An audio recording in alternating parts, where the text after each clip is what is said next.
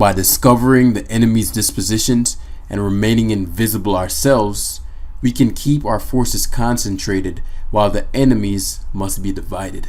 What's up guys, it's Mrjamvad and we are back for another episode of our series on how to master competitive Pokemon. Gathering information. While assessing team preview, you will be speculating what your opponent's Pokemon are tailored to do because it's impossible to know with absolute certainty the items, moves, abilities, and EV spreads. For this reason, it is imperative that you go into a battle cautiously in the beginning to avoid being blindsided by something you did not account for. What you'll be doing in the early portions of a game is, particularly in blow for blow, engaging in a process known as information gathering. The game plan you've decided to go with is only a theory until you've gathered the necessary information to determine if it is executable. You may discover during your execution that a Pokemon possesses something that impedes or completely shuts down your original win condition.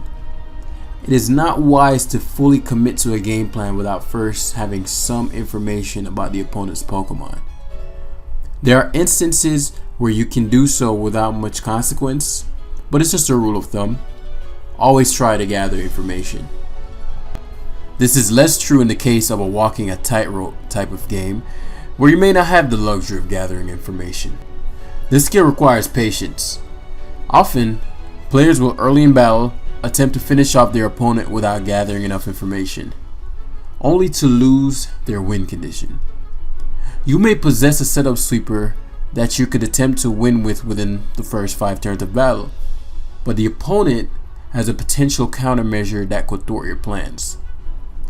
You could choose to risk it, you could try and get a revenge kill, or you could play for an extra 20 or so turns to gather the necessary information and then decide whether it's safe to do so. Sometimes at team preview, you may try guessing what the opponent's sets will likely be. That is fine, but I recommend never taking those guesses as fact. Until you see it, it's a theory. It may make sense for it to be that, but until your assumption is proven true, always err on the side of caution. It must be noted that while the information gathering process is taking place, you are still focused on your win condition. Never disregard that. You might not know if it is possible, but keep it in mind.